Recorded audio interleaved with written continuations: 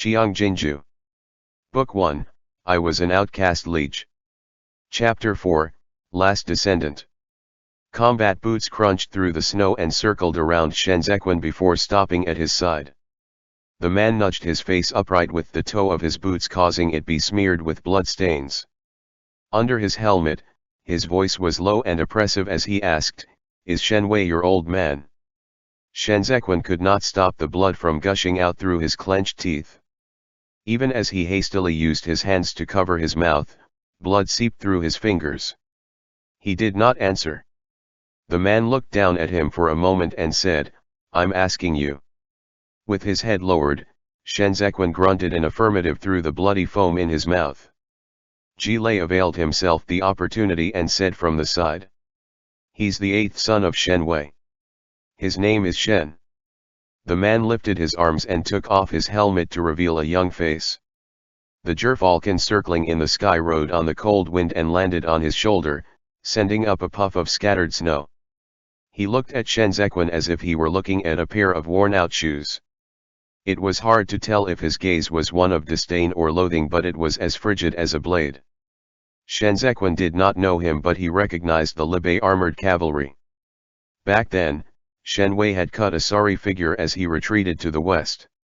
When he arrived at Tse province, it was already Zongbo's last line of defense. The Liege armored cavalry headed down from north to south. The prince of Liege's heir apparent, Xiao Jiming, braved the snow to spur his troops on for 3 days without rest, crossing the glacial river straight to Tse province.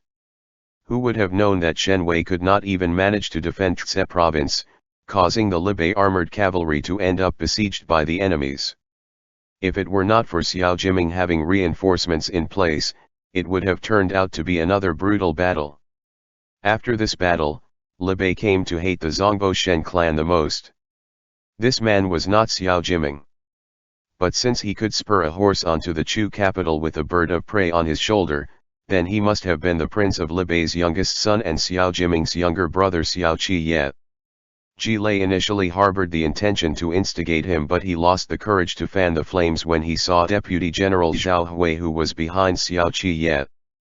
Xiao Qi threw his helmet to Zhao Hui in passing. The sides of his lips curled into a smile, and the earlier penetrating stare dissolved away like melting ice. His frivolous temperament instantly came out. Even the armor on him looked out of place now. "Your Excellency Ji." He put his arm around Jilei's shoulders as he said, "I've kept you waiting." Jilei exchanged glances with Xiao Qi and laughed. He said, "Second young master, it has been 2 years since we last met and you have become so distant." Xiao Qi pointed to the blade at the side of his waist and said, "I'm carrying a sword and kind of count as on duty right now." Jilei acted as if he had just noticed it and laughed. "Excellent blade. Second young master must have had a hard journey riding to save the crown. After you have paid respects to His Majesty, let's have a drink in the evening." Xiao Qi regretfully motioned Jilei to look at Deputy General Zhao Hui behind him. He said, "Big brother has sent someone to watch over me. How can we drink to our heart's content like this? Once I've taken a breather in a few days, I'll invite you out instead." Zhao Hui expressionlessly saluted Jilei. Jilei smiled in response and said to Xiao Qi, "Then let's head to the palace, the honored guards will be waiting." Both men chatted and laughed freely as they walked all the way to the palace. Zhao Hui followed behind them and cast a look at Shenzhequan as he was leaving. The Jin Yue at the side caught the hint and dragged Shenzhequan back to the prison. Jilei watched as Xiao Qi entered the palace gates. He waited until the only men around were his subordinates. Then he spat on the ground. His smile evaporated, leaving behind only a bellyful of grudges.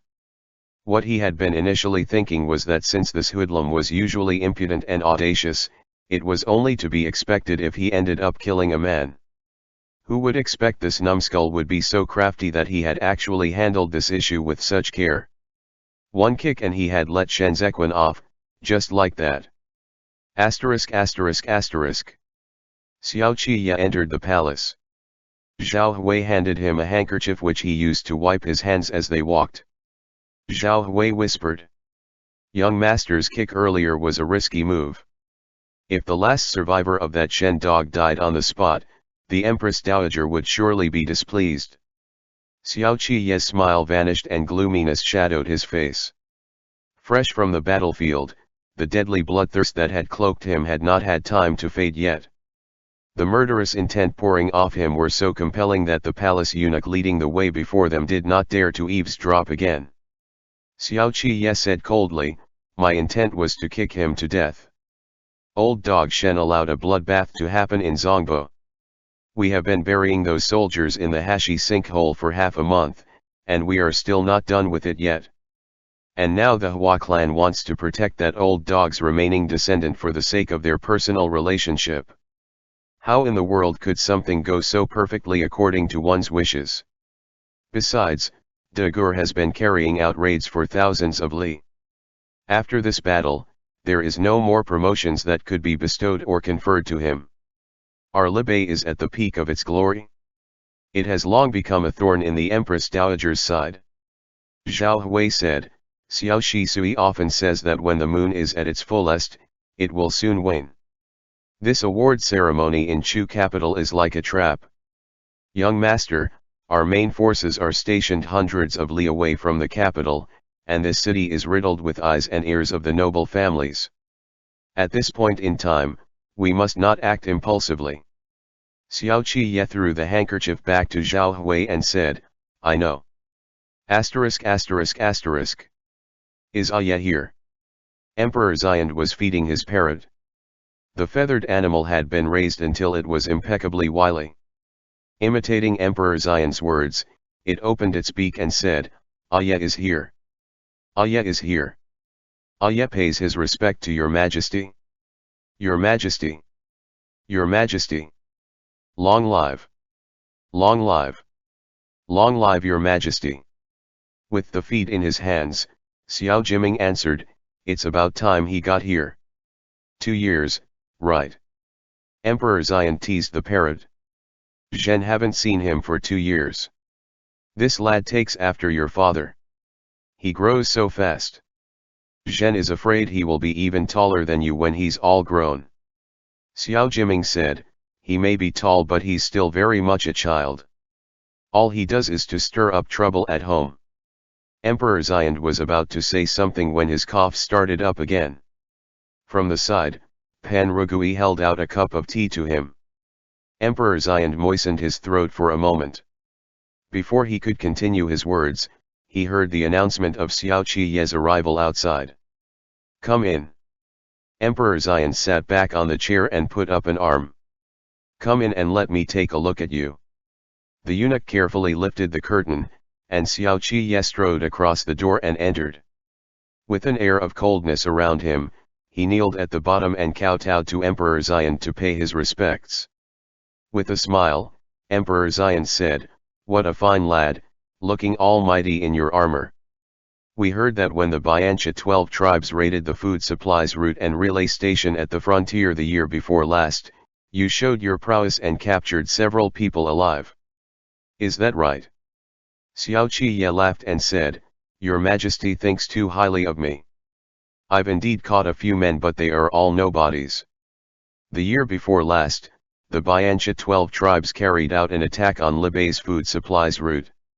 Leading the troops, Xiao Qiye made his debut in battle. In the end, he was thrashed up pretty badly by those Biancha bastards. It was Xiao Jiming who cleaned up the mess for him. This incident turned into a joke after news of it spread that year. Consequently, Xiao Qiye became known to all as a good-for-nothing. Witnessing his humility, Emperor Xian's voice softened, "You are still young, and to be able to spur a horse on while brandishing a spear is already a skill by itself. However, your eldest brother is one of the great Zhou's 4 great generals and Zhen is sure that he usually gives you some pointers on military tactics. Oh Jiming, Zhen can see that Aya is aware of the need to keep forging ahead. You mustn't be too stern on him." Xiao Jiming voiced his compliance. Emperor Xian added, "This time, Libe armored cavalry has performed meritorious service in coming to my rescue. Other than yesterday's major reward, Zhen want to give Ye a small reward today as well. Xiao Jiming rose to his feet to bow and said, it's his good fortune to receive His Majesty's favor. However, he will be uneasy to receive such lofty rewards without having achieved much meritorious deed. Emperor Xian paused for a moment before saying, you have launched a long-range raid over thousands of li and crossed the glacial river overnight. Your merits are immeasurable. This time, aside from Ye, Zhen will even bestow a reward to your wife Liege. Ye, Liege is a frontier of strategic importance. You are still young, so it's inevitable for you to find it dreary and boring if you remain there for long. Now, I'm intending for you to come to the Chu capital to be the commander-in-chief of the Jinyue. Will you accept it? Xiao Qiye had been remaining motionless with his head lowered. On hearing this, he raised his head and said, this one is naturally willing if it is a reward bestowed by your majesty. Everyone at home is either an officer or a soldier, it's hard to even find a place to enjoy a good tune. If this one stayed in the Chu capital, I'm only afraid that I'll enjoy myself too much to even think of returning home. Emperor Xian laughed aloud and said, what a lad. Zhen is asking you to be an imperial guard but you just want to have fun. If your father were to hear of this, Zhen is afraid you will not be able to escape another beating. The atmosphere in the hall relaxed. Emperor Xian kept both brothers to have a meal together with him. When it was time for them to leave, Emperor Xian asked, we heard that Qidong had sent someone over too. Who is it? Xiao Jiming replied, it's Lu Guangbai from the Bianjun Commandery. Emperor Xian seemed to be a little tired. Leaning against his chair, he waved his hand and said, tell him to come tomorrow. Xiao Qiye followed Xiao Jiming out. The brothers had not walked far when they saw a man kneeling on the veranda. Pan Rugui approached and leaned forward to say with a smile on his face, General Lu, General Lu. Lu Guangbai opened his eyes and said wearily, Pan Gong Gong. Pan Rugui said, you can stop kneeling. His Majesty the Emperor is tired today. His Majesty can only see you tomorrow. The reticent Lu Guangbai nodded his head and rose to his feet to head out with the Xiao brothers. It was only after they stepped out of the palace gates and mounted their horses that Xiao Jiming asked, why do you keep kneeling? Lu Guangbai said, His Majesty does not want to see me. Both men went silent for a moment, knowing full well the reason for this. But Lu Guangbai did not feel bitter about it. He looked sideways at Xiao Qiye and asked, did His Majesty rewarded you? Xiao Qiye held the reins and answered, he's keeping me on a leash. Lu Guangbai reached out to pat the back of Xiao Qiye's shoulders and said, how is this putting a leash on you? The ones he's keeping a leash on are your eldest brother and your father. Xiao Qiye listened to the sound of the horse's hooves for a while before he said, His Majesty mentioned my eldest sister-in-law. I almost broke out in a cold sweat then. Lu Guangbai and Xiao Jiming burst out laughing together. Lu Guangbai asked, are His Highness and Yazi well? Xiao Jiming nodded. With his cloak wrapped around his court attire and with his armor removed, he didn't look was as young and valiant like Xiao Qiye. Yet, he had a presence that inexplicably commanded attention. He said, they are both well. My father is still concerned about the old general's leg injury. This time, he specially instructed me to bring the medicinal salve that he usually uses. Yazi is fine, too. It's just that she has been missing all of you very much ever since she's with child. She wrote many letters. I've brought them too. You can read them when you come over to the residence later. Lu Guangbai pulled the reins uneasily and said, everyone in the family is a warrior. There's no mother or sister-in-law who could go over to keep her company. It's freezing cold during winter in Liege. I've been worrying ever since I heard of the news when I led the troops out of the Bianjun Commandery. Yeah. Xiao Qiye turned his head as well and said, it's so dangerous in Tse province. Brother is now a caged man and told me not to write home so as not to worry sister-in-law. The battle broke out too suddenly. It was only when he left home that brother and sister-in-law found out about the pregnancy. Xiao Jiming had always been able to show restraint. He merely said, "Father is keeping watch at home this time to protect Yizi. Don't worry. I'll not go anywhere else once I return home after the new year." Lu Guangbai sighed and said, "In recent years, Liege has been caught in the heart of the storm. Every time we dispatch troops, we have to think twice. This time, we can only hate Shenwei for shrinking back without putting up a fight and leaving us with such a rotten mess. When my troops passed the Hashi sinkhole, the blood was all over the horse's hooves. He could not escape the death penalty, so he immolated himself first. But there's indeed something odd about this matter. Jiming, you captured his son and had him sent to the capital. Did you notice anything?" Xiao Jiming gathered his cloak in the wind and said, "Shenwei has been one to attach great importance to the distinction between those of legitimate and common birth. This son of his is his 8th son with a concubine. There's no one in his mother's family to back him up, and so he was abandoned in Duan province to be raised there. It stands to reason that he has no access to inside information. There must be a reason why His Majesty is so insistent." Xiao Qiye put on his helmet and said, "It's hard to quell public wrath. His Majesty personally handed the military power for the garrisons of the 6 prefectures of Zongbo over to Shenwei. Now that such a thing has happened, he had to kill someone as proof of his impartiality.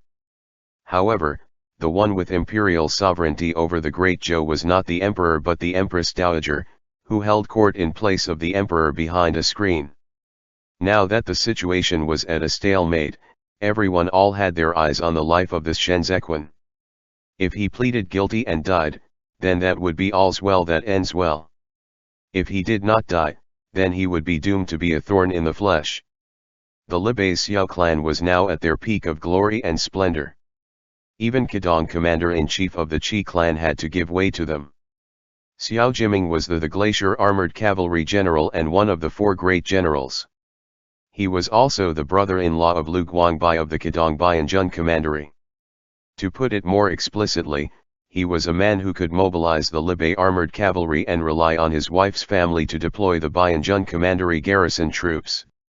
Chu capital had no choice but to be wary of him. Her Majesty is bent on preserving his life. Lu Guangbai pursed his thin lips. She's aiming to raise a jackal in the future who can rightfully and legitimately claim Zongbo and at the same time, submissive enough to be at her beck and call. When the time comes, she can consolidate power from within, while reigning in Libe from the outside. She will be a thorn in our side.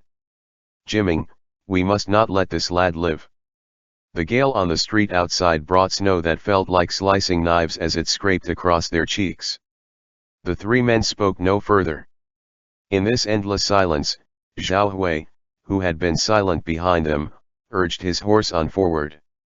Young master previously kicked him with 80% force right at his heart. His breathing was already weak and his old wounds bled again when he fell to the ground. Zhao Hui pondered it over. Yet, he did not die immediately. Xiao Qiye lifted the horsewhip and said, "He has been on trial for so many days and was even flogged. He was already hanging on by his last breath. That kick of mine was to send him on his way to the underworld. If he doesn't die after tonight, then I'll acknowledge that he's indeed a tenacious one." However, Zhao Hui frowned and said, "He's skinny and frail, and he has yet to recover from his cold all this time. By all logic, he should have died a long time ago. Yet, he is still hanging on. There is undoubtedly something odd about it." Xiao Shisui. Xiao Jiming swept a glance at them out of the corners of his eyes, and both men shut their mouths. He gazed out at the road before them in the intense wind. After a moment's silence, he said, "Whether he lives or not is all fated." The wind howled, and the metal chimes under the eaves on both sides clanked against one another. The murderous aura amongst the snow dispersed. Xiao Jiming sat primly in his saddle and calmly urged his horse forward. Zhao Hui lowered his head and stooped over as he urged his horse on to catch up. The expression under Xiao Qiye's helmet was vague. Lu Guangbai punched him on the shoulder and said, "And that's why he's your daguerre." Xiao Qiye might have smiled a little as murmured, "And that's fate, too." End chapter. Notes. 1. Shisui refers to the official heir of the family, i.e. Xiao Shisui means the official heir or heir apparent of the Xiao family. Qiang Jin Jiu. Book 1, I Was an Outcast Liege. Chapter 5, Frontline. The medicinal decoction leaked through the corners of Shenzhequan's lips and soaked through the front of his clothes. The physician was so anxious that he sweated profusely and kept wiping his temples and forehead. He wouldn't swallow the medicine. The physician said, "Like this, he definitely won't be able to make it through." Qiang held his blade and stood to look at Shenzhequan for a moment before he asked, "Is there nothing else you can do?" The physician's hands that were holding up the medicine bowl trembled, causing the spoon in it to clatter against the bowl. He kowtowed to Qiang with all his might and said, "It's hopeless. He won't make it. Sir, please prepare the straw mat as soon as possible." Qiang looked to be in a predicament. He said, "Keep feeding him medicine." Then he turned around to step out of the door. Ji Lei was standing just outside. Qiang paid his obeisances and said, "Your Excellency, the physician said he won't make it." Ji Lei crushed the peanut shell and blew away the crumbs. He asked, "Is he dead?" Qiang replied, "He's still hanging on to his last breath." With his hands at his back, Ji Lei turned his head back to look at Qiang. "Keep an eye on him. Before he dies, get him to sign the written confession." Qiang nodded and watched Ji Lei leave. He stood in the courtyard for a moment, then said to the subordinate beside him, "Go and call the servant over." A little while later, a hunched servant dressed in a coarse linen came pushing a cart. The sky was dark by now and the imperial prison was under tight security. Qiang raised a lantern to illuminate the way and motioned for the man to follow him in. The physician had already left by then. There was only an oil lamp lit in the room. Shenzhequan lay on the bed with his face totally devoid of color. His hands and legs were as icy as those of a corpse. Qiang stepped aside and said to the servant, "Uncle Ji. Here he is." The servant slowly stripped away the bundle of coarse cloth to reveal his face that was destroyed by fire. He stared at Shenzhequan, took 2 steps over and stretched out a trembling hand to caress Shenzhequan's hair. When he saw how skinny and bloodied all over Shenzhequan was, he could not stop his tears from coursing down his old cheeks. "Chew on air." Ji Gang's voice was hoarse as he called out, "Shifu is here." Qiang blew out the lantern and said, "Uncle Ji, don't be afraid. Ever since those from the prison knew that he was your disciple, they have been treating him with meticulous care. The previous interrogation looked like heavy torture, but it did not hurt his foundation. During the flogging, the brothers more or less went easy on him on your account. He won't be maimed even with 20 strikes. However, the eunuch from the palace overseeing the punishment has sharp, discerning eyes, so we didn't dare to be too slack. Fortunately, third young Miss Hua came in time. Otherwise, Pan Gong Gong would have gotten suspicious." Ji Gang's hair was already half white. With his world-weary face shedding tears, he said, "I, Ji Gang, will surely repay this kindness in the future." Qiang hurriedly said, "Uncle Ji. How can you think this way? What our brothers have repaid are the kindness and affection you have showered on us when you guided us and saved our lives in the past." With that, he sighed again. Who would have expected a Chenyajin to come charging out of nowhere this suddenly? The second young master of the Xiao clan was really trying to kill him with that kick. "Uncle Ji, can he still be saved?" Ji Gang felt Shenzhequan's pulse and said with a forced smile, "Good lad. He did well with the technique you taught him. We haven't reached the point of no return yet. Don't be afraid, my son. Shifu is here." Shenzhequan had started following Ji Gang at the age of 7 and trained martial arts under him together with Ji Mu. Each strike from Ji clan's fist style was tough and fierce at the outset. It had to be complemented by the Ji clan's mental cultivation techniques. Those without a steadfast will would not be able to practice it. Ji Gang was a heavy drinker when he was back at home. He taught the older one and forgot about the younger one. As the older brother, Ji Mu had to teach his younger brother the technique every time he learned one. No one would have expected Shen Zequan to have mastered it pretty well over the years.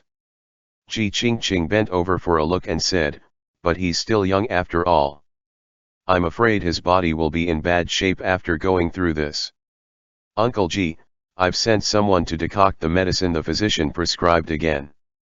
Please see if you can feed it to him." Asterisk asterisk asterisk. Shen Zequan was burning up so much that his mouth was parched. His whole body was hurting all over. He felt as if he was lying on the main street of the Chu capital, getting crushed by the horse carriages that were coming and going. The pain was like an eternal fire that seared Shen Zequan's body. In the darkness, he dreamed of the heavy snowstorm, Ji Mu's blood, the cold of the sinkhole, and the force of that kick that he received from Xiao Qi Ye. Ji Lei was right. He might be better off death. He received the flesh and blood that Shen Wei gave him, and so he had to endure such punishments. He had become the vessel of Shen Wei's sin and became the sinner whom the loyal souls of those who had died unjustly would howl their grievances to. By putting on these shackles, he would always have to shoulder this burden as he moved on. But he couldn't take it lying down. Someone suddenly pried his teeth apart and a warm current flooded into his throat. The bitter taste of the medicine made Shen Zequan's eyes watered. Hearing a familiar call, he forced his eyes open. Ji Gang fed him medicine and wiped away Shen Zequan's tears with his rough fingers. He whispered, "Chew on air, it's Shifu." A sob formed in Shen Zequan's throat, causing him to choke out the medicine along with his tears. He reached out his fingers to hook the corner of Ji Gang's clothes and clenched his teeth, fearing that this was just his fevered dream. Ji Gang turned his face slightly to hide his scarred face from the light of the oil lamp as he said, "Chew on air, don't you ever think of dying. You're the only one Shifu has left in this ignoble existence of his." Shen Zequan could not stop his tears from streaming down his cheeks right there and then. He averted his gaze to stare at the pitch-black roof and whispered, "Shifu." As the wind howled outside, his wavering gaze turned firm and took on a hint of malevolence. "I won't die," he said in a hoarse voice, "Shifu, I won't die." Asterisk asterisk asterisk. The next day, Emperor Xiand rewarded the three armies with a feast. Apart from Liege armored cavalry and Qidong garrison troops outside the city, the palace also hosted a banquet and led all the various ministers and officials to entertain the commander-in-chief of the army. Having changed into his court attire, Xiao Qi Ye overshadowed the delicateness of the scholars around him as he took his seat. The robes embroidered with lion beasts set against a pattern of clouds robes made him radiate an air of intensity and awe. However, his frivolousness reared its head as soon as he sat down for a conversation. The civil officials engrossed in drinking kept stealing glances at him. As they said, "A tiger father will not beget a dog for a son." But how was it that it was only Xiao Shizi who took after his father? It was with tacit understanding that they nitpicked at Xiao Qiye's every word and action. They could feel that sense of willfulness and frivolousness hitting them right in the face. He was a completely different from Xiao Jiming, who was sitting upright in the seat of honor. "Don't detach yourself from all of this." Lu Guangbai sat beside him to urge him, "Since His Majesty has rewarded you, he will surely call on you later." Xiao Qi rolled a walnut in his palm, looking a little out of it. Lu Guangbai turned his head to the side to look at him and said, "You went out drinking with others last night, didn't you? Make merry while you can." Xiao Qi slacked in his seat. "If anyone dares to do a Xiang Zhuang sword dance later, I'll do a fan kui while in a state of inebriation. Wouldn't that be fitting?" "That's fine too." Lu Guangbai poured wine. "But drinking is bad for your health. If you want to be a good commander-in-chief, then change this bad habit of yours." I was born at the wrong time. Xiao Qi Ye threw Lu Guangbai a walnut. I won't have the chance to play the hero now that the 4 general seats are already taken. If you can no longer make it someday, remember to let me know in advance. It won't be too late for me to kick the habit then. Lu Guangbai said, then I'm afraid you can only keep on waiting. Both men laughed for a moment and drank up half of the wine in their cups. They listened as the topic of discussion at the banquet changed to the Zongbo Shen clan. Grasping the walnut in his hand, Lu Guangbai listened attentively for a moment and asked, didn't they say last night that this person won't make it? Behind him, Zhao Hui responded in a hushed tone, that's right. Didn't second young master say that the kick was to send him on his way to the underworld? Xiao Qi Ye denied it. Did I say that? The other 2 looked at him in silence, prompting him to ask, what? Lu Guangbai said, he didn't die. Zhao Hui echoed, he didn't die. Xiao Qi Ye exchanged glances with the other 2 for a moment and said, it's not my fault that he's a tough one. The king of hell isn't my old man. Lu Guangbai looked up and said, let's see what his majesty has in store for him. He's really something else. Kneeling behind them, Zhao Hui lowered his head to stuff himself with food. He said offhandedly, someone must be helping him in secret. Even if he doesn't die, he'll be crippled. Xiao Qi Ye glanced coldly at the Hua clan seat a short distance away. The Empress Dowager is already advanced in age. All she can do now is to rack her brains trying to groom a stray dog. What a sin! Zhao Hui emotionlessly stuffed a spare rib into his mouth. Asterisk asterisk asterisk. Seeing that the atmosphere was satisfactory enough after 3 rounds of drinking, Emperor Xian spoke, Jiming. Xiao Jiming paid his respects and stood up to take his orders. Looking as if he could not hold his wine, Emperor Xian leaned against the dragon throne and said, when all is said and done, there is no conclusive evidence for Shen Wei's troops' defeat and whether he had colluded with the enemy. That Shen. Pan Rugui bent over and whispered, Your Majesty, it's Shen Zequan. Emperor Xian paused for a moment, but instead of continuing, he turned to the Empress Dowager and asked, what does Imperial Mother think? A solemn silence descended upon the banquet as the entire court of civil and military officials lowered their heads to listen. The Empress Dowager wore a dark silk headdress gilded with gold clouds and trimmed with droplets of pearls. Earrings of gold filigree and azure kingfisher feathers ended in each one of the magnificent pearl. She sat in languid elegance upon the high dais. Her neatly combed glossy hair was frosted with touches of grey. No one in the entire banquet hall dared to raise their head to look directly at her. The Empress Dowager said, Our morale suffered a blow in the Battle of Zongbo, all because Shen Wei panicked and lost his presence of mind. But now that he had immolated himself due to fear of punishment, and his descendants have all died in battle, there's only the son born of commoner concubine left behind. It goes against benevolence and righteousness to eliminate his whole clan. There is no reason why we can't let him live so that he will feel gratitude towards us. The banquet hall was silent. Lu Guangbai suddenly spoke up. This subject doesn't think it's appropriate. He took 3 steps out of the file of officials to kneel in the hall and continued, Her Majesty is benevolent. But the Battle of Zongdu is different from past battles. Although there is no evidence that Shen Wei colluded with the enemy, he is, nevertheless, still suspected of it. This lad is his remaining descendant. If we let him live, I fear he will become a danger in our own backyard in the future. The Empress Dowager looked at Lu Guangbai for a moment and said, The Earl of Biancha has kept watch over the Great Desert for many decades and he doesn't exactly emerge victorious on every battle. Lu Guangbai replied, My Lord Father is not undefeated, but no external enemies have ever been able to push deep into the territories of the Bianjun Commandery for decades. The big pearls beside the Empress Dowager's ears swayed gently. She said, It's precisely because of this that it's even more pertinent to teach him protocol and virtue so that he can understand the disastrous consequences of this war. It's easy to kill a man. The horses of the Bianchi cavalry stepped into Zhongbo and killed tens of thousands of Great Zhou's commoners. We have yet to seek redress for the humiliation of our empire. What crime is there for this child to be guilty of? This subject finds it inappropriate as well.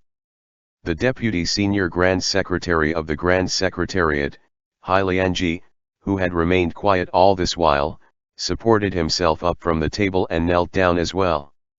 Her Majesty is benevolent, but this is no trivial matter. Even if Shen Wei did not collude with the enemy, he still deserves to be beheaded after this battle. Moreover, this child has been tried and interrogated thrice, and his confession statement is inconsistent. He insisted that Shen Wei did not collude with the enemy. But he's a son from a concubine of Shen Wei and had been raised elsewhere. How can he be sure that his father never committed the act? Evidently, he is a cunning and deceitful child. Just as General Liu has said, if we keep the last descendant of the Shen clan alive, he will one day become the scourge of trouble in our own backyard. Instead of being furious, the Empress Dowager said, "Secretary Hai, please rise." After Pan Rugui helped Hai Lianji up, the Empress Dowager said, "It's as the dear ministers said. I've been partial in my thinking. Let us allow His Majesty to make the final decision on this matter." Under the multitude of expectant gazes, Emperor Xian broke into a violent, feeble coughing fit. He accepted the handkerchief Pan Rugui handed him and covered his mouth. After a long silence, he finally spoke. "What Imperial Mother has said is not without merit. The child is innocent. However, when all is said and done, Shen Wei's troops were still defeated and he had indeed abandoned the city. On account that there is only this bloodline left in all 9 generations of his clan, I'll give this child a chance to reflect on his sin and redeem himself. Jile. This subject is at your command. Take this child into custody of the Temple of Penitence. Without an imperial edict, he cannot venture out." Xiao Qi threw the broken pieces of walnut onto the plate. Zhao Hui asked, "Second young master, aren't you eating that? It's damaged and ruined. Who would want that?" Xiao Qi answered. Zhao Hui's eyes traced the rolling walnut in the plate and said in a lowered voice, "Isn't this to the satisfaction of all? We didn't get what we wanted, but neither did the others. Caging him in is still better than letting him out." Lu Guangbai said as he returned to his seat. "Not necessarily." Xiao Qi pointed to himself. "Am I not a caged man, too?" Lu Guangbai and Zhao Hui said in unison. "It's definitely better." End chapter. Notes. 1 Chen Yaojin, 589–665, was a general in the period between Sui and Tang dynasties, who often ambushed his enemies on the roads. This proverb is used to describe a situation where someone shows up unexpectedly and disrupts a plan. It is also used to describe an unwelcome busybody who shows up where they are not wanted. 2. A large embroidered badge sewn onto the outer coat of an official which indicates the rank of the official wearing it. Animals were used on rank badges or mandarin squares for military officials, while birds were used for civil officials. The lion is a symbol used for first and second rank military officials. First rank and second rank denotes the highest military ranking. 3. Fan Kuai was a military general of the early Western Han dynasty. He defended Liu Bang during the feast at Hungmen, which was actually a trap set to kill Liu Bang. Qiang Jin Jiu. Book 1, I Was an Outcast Liege. Chapter 6, Confinement. It was a rare sunny day in the Chu capital, the day when Shen Zequan entered the Temple of Penitence. White snow covered the palace tiles, with green plums mirrored on vermilion walls. Sunlight shone through the eaves to sharply delineate light from the shade on the ground before his feet. He had just recovered from a bout of severe illness and was so skinny that he was practically all skin and bones. At 15 years of age, his past and old dreams were like ashes scattered clean by this biting cold north wind the moment he opened his eyes. Qingqing went down the stairs ahead. He turned his head to look back at him and said, it's getting late. Shenzhequan supported himself against the pillar and slowly made his way down the stairs. Coming out into the stark sunlight, he was not entirely at ease, but he didn't shy away from it either. Any sense of childishness in his features had been grounded away amidst that pallor of his face. Other than the fragility of illness, they could discern nothing else from his expression. Ji Lei was waiting at the entrance of the Temple of Penitence with Xiao Fusui following beside him. Raising his head to look at this ancient temple, Xiao Fusui marveled, "What a grand temple! It doesn't look like somewhere people would be confined in." "You don't know its history," Ji Lei said. "The Temple of Penitence was originally a place for the imperial clan to offer incense and prayers. Former Emperor Guangqing's handwritten edicts were even previously offered in worship inside. At the peak of its glory, all the eminent monks in the realm assembled here to make intellectual discourse. Why haven't I heard any mention of it in recent years?" Xiao Fusui sized up the temple gates. "It's rather dilapidated. There haven't been any repairs done on it for a long time, isn't?" Ji Lei spent a moment composing himself and said, "It's been 20 years. 20 years since the deposed crowned prince incited 8 major battalions in Chu capital to overthrow the crown. After his troops' defeat, he retreated here and fought back like a cornered beast. In the end, blood splattered all over the Buddha statue as he slit his own throat to end his life. From then on, the former emperor no longer set foot in this place. He stripped the temple of its name and renamed it the Temple of Penitence. 20 years. Xiao Fusui shrilled as if impressed. "I wasn't even born yet then. That was the time His Excellency Ji just joined the Jinyi Wei, right?" Ji Lei did not answer him. He turned to the rear and demanded of the guards, "Why is he not here yet?" Xiao Fusui was still circling around the stone tablet with the characters for Zhao Zy. When he was done, he asked Ji Lei, "But I've never heard of anyone being locked up here before either." Ji Lei seemed annoyed and replied impatiently, "Those imprisoned here were all the ministers involved in the case of the condemned crown prince. Whether they were scholars or military officials, everyone in their family within the 9 degrees of relations were put to duty. Those that remained are few and far between. It has been 20 years, who would still remember them?" The prisoner wagon rolled up to them.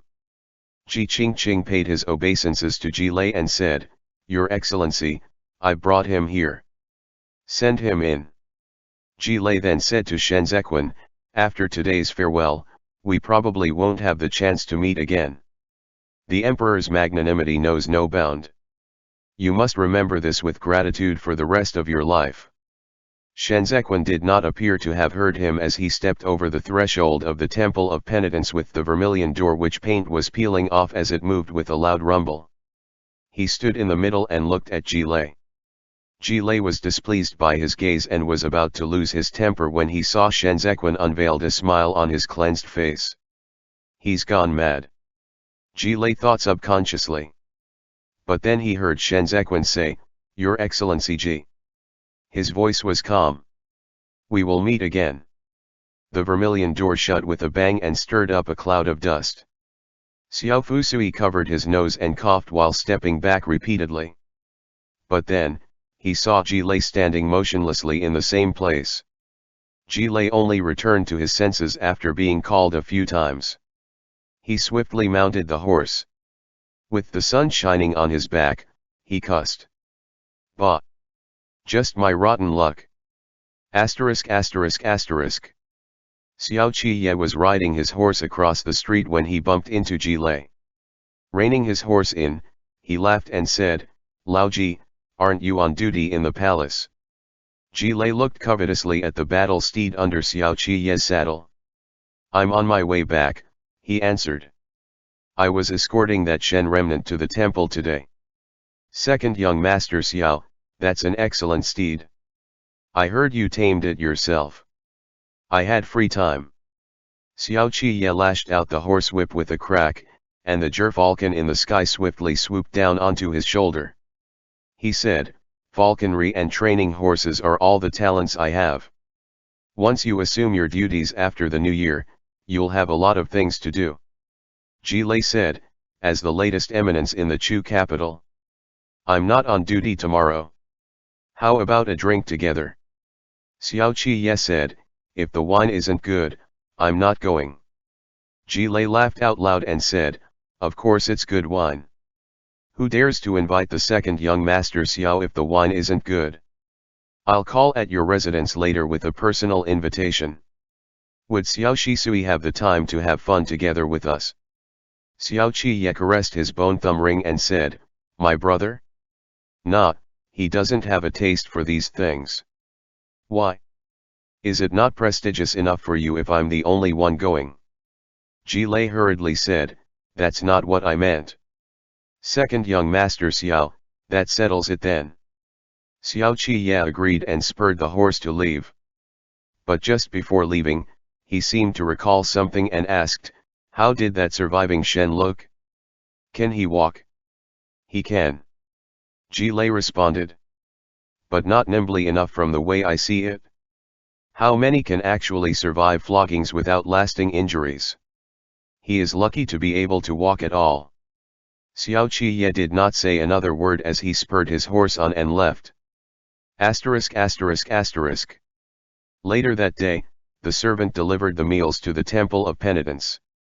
Shen Zequin lit the oil lamp but did not touch the food.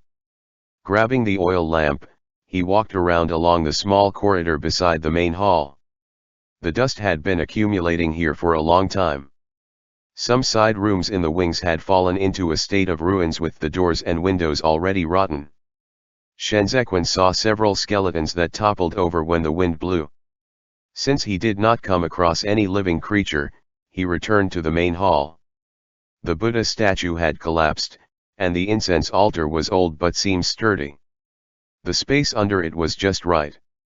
Shen Zequin hung up a tattered cloth as curtain and lay down underneath with his clothes on. The cold from the floor made his legs hurt. He endured the pain and closed his eyes to count the hours.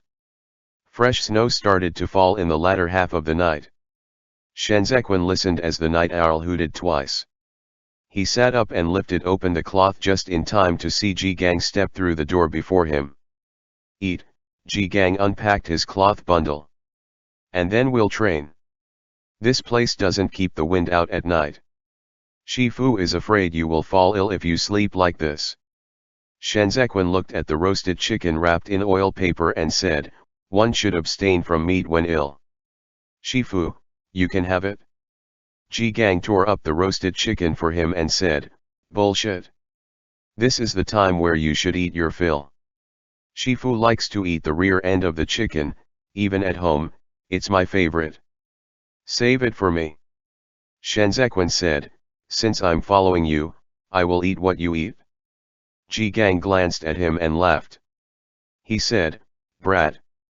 Master and disciple split the roasted chicken among the two of them.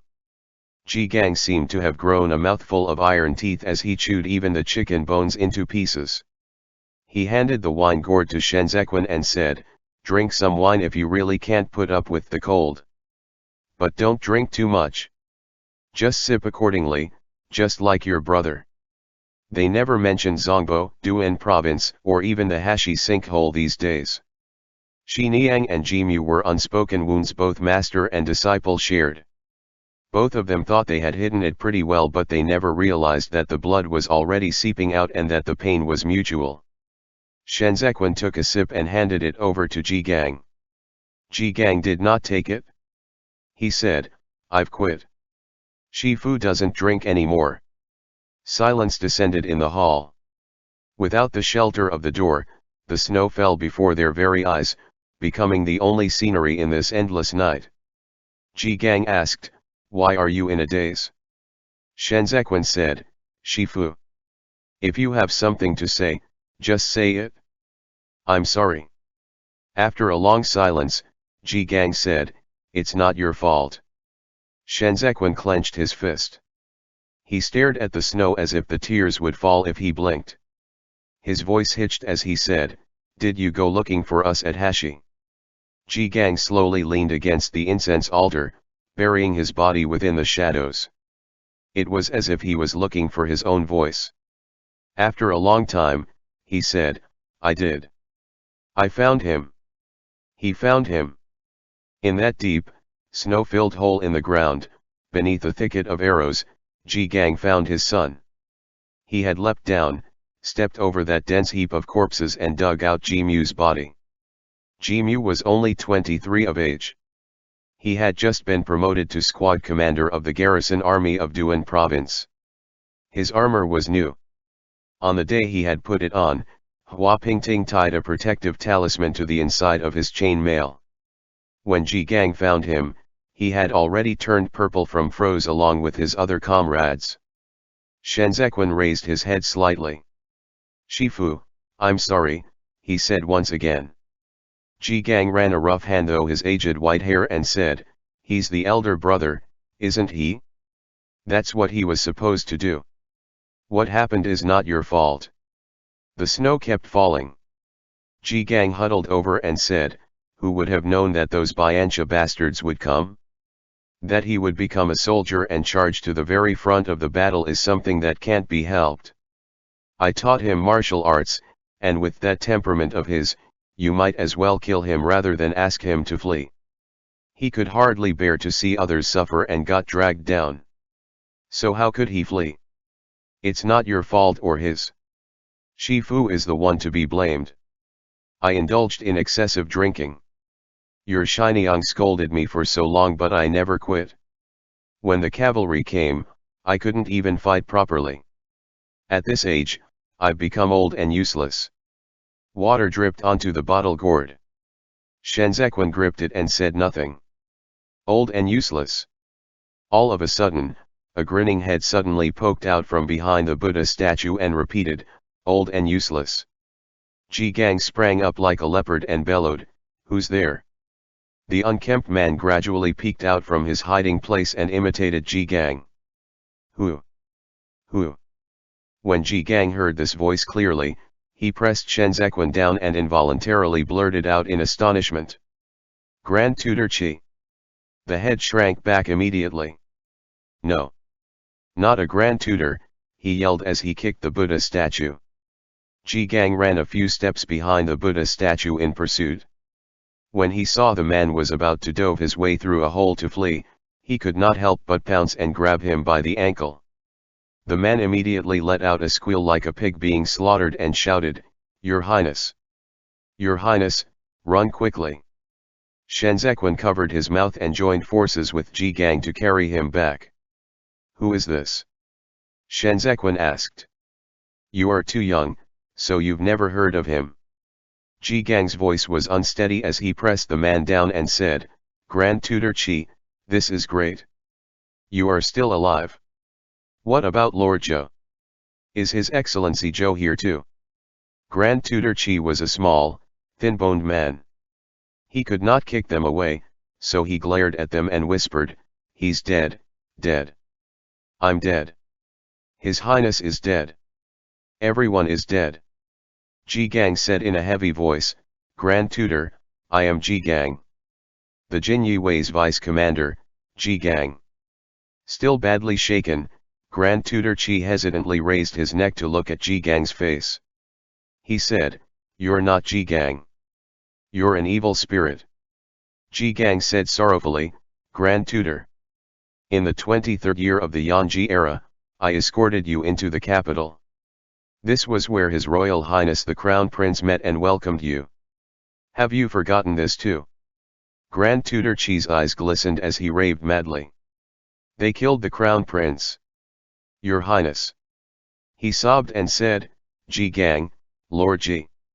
Take His Highness away. The Eastern Palace has become the target of public censure. What crime has His Highness committed? Jigang dejectedly released his hands and said, Grand Tutor. In the 29th year, Ji Lei sold himself to the enemy. I've already been kicked out of the Chu capital.